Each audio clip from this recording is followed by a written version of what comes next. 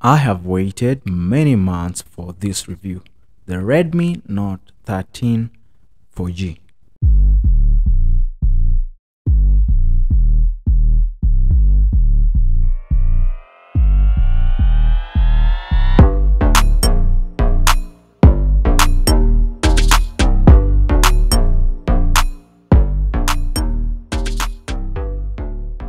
This phone was announced more than 6 months ago, and I have waited this long for this review just to be so sure why one will choose this phone instead of the Redmi Note 12 4G. Looking at the Redmi Note 13 4G, we can all agree that the Redmi lineup has grown tremendously, and I would understand why the Redmi brand is so popular in both the budget and mid-range segment. This phone shipped with MIUI based on Android 13 with the promise of an update in software, the Hyper OS. And true to the words, an update was sent, and currently this phone is sitting on Hyper OS based on Android 14. Before this review, I have been dealing the Redmi Note 13 4G for a very long time, and I have many praises and not so many good things to tell about this phone. For example, the phone will get up to 3 major Android upgrades that will be up to Android 16. Not a praise, you can take it to the bank. Those major software updates will come very late. Holding this phone at 189 grams, the Redmi Note 13 4G feels sturdy and comfortable in your hands. Even though the frame is made out of plastic, it gives this impression of an aluminium frame, but for 21,000 Kenyan shillings, I am not complaining. We have a Gorilla Glass 3 in front, which is not easy to break, but a Gorilla Glass 5 will be much fit for this phone. On the right hand side, we have volume and power buttons. They feel nice when pressed, but they are not the level of an iPhone or Samsung since they are made out of plastic. The SIM slot is at the bottom, which is a hybrid in nature that only accepts 2 nano SIMs or a single nano SIM and a micro SD card. It's truly great to see a smartphone accept a micro SD card in this day and age. This phone supports stereo speakers, and we have a secondary speaker on the top. This is great, and this feature was due compared to the Redmi Note 12, which lacked stereo speakers and was only kept for the Pro models. We also have an underrated IR blaster at the top. I really wish many manufacturers would adopt this feature since it is very handy at times. We also have an audio jack for connecting wired earphones, a feature that is occasionally removed from flagship phones except the Sony Xperia lineup. Even when you feel low, you can still go. The display is a thing of beauty. This phone's display is excellent, if not the best in this price range. It is a 6.67 inches 120 Hz AMOLED display. Since this is an AMOLED display, we have an under-display optical fingerprint reader. This is a nice introduction since the last year's Redmi Note 12 4G had a side-mounted fingerprint reader. The introduction of an optical fingerprint reader gives the impression of a very expensive phone.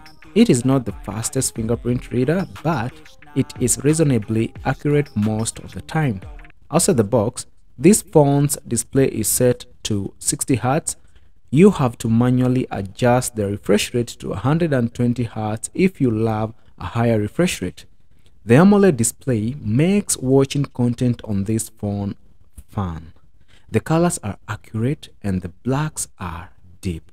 The contrast is primarily good most of the times, though not as good as Samsung S24 or an iPhone 15 Pro or Pro Max. With 1800 nits peak brightness, watching HDR content is very good as the AMOLED display can get very bright. Using the display under direct sunlight is no problem. The resolution is 1080p by 2400 pixels with an 87.5% screen to body ratio. When it comes to the cameras, the 108 megapixel sensor sounds gigantic. Of course, it's enormous. When you expose this camera to enough light, you are going to get impressively detailed pictures. But your pictures will be grainy if you don't expose the camera to enough lighting. We also have an 8 megapixels ultra-wide camera and a 2 megapixels macro lens for taking pictures of very near objects. Unfortunately, you cannot take 4K videos with the 108 megapixels per camera. You are only limited to 1080p at 30 frames per second.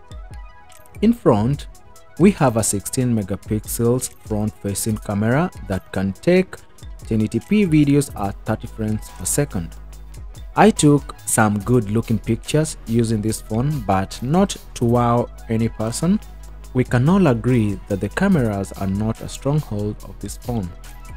You also get a 33 watts charging brick for this phone, which is able to charge the 5000 milliamps of battery from 0% to 50% in under just an hour.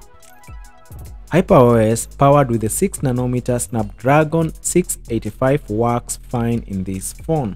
This being the first generation of this software on the Redmi Note 13 4G, I can say that it works fine, though it needs some polishing here and there. I will argue that the HyperOS is greater than the MIUI since the performance, design and stability are much greater. When using HyperOS, I noticed it was faster and the animations were smoother when compared to the MIUI that we are used to in the Redmi Note series phones. I am really excited about the future prospects of where the HyperOS trend will take us. So, here are my 2 cents. Should you get the Redmi Note 13 4G? I personally will not get this phone, especially now because Redmi Note 14 series has just been announced. This does not mean that it is not a good phone. The Redmi Note 13 is a very impressive phone. I will term it the king of the budget segment. If only the Redmi would improve on the cameras, the Redmi Note series phones will be very hard to resist. I hope you enjoyed this video. Don't forget to hit the subscribe button. I will see you in the next one.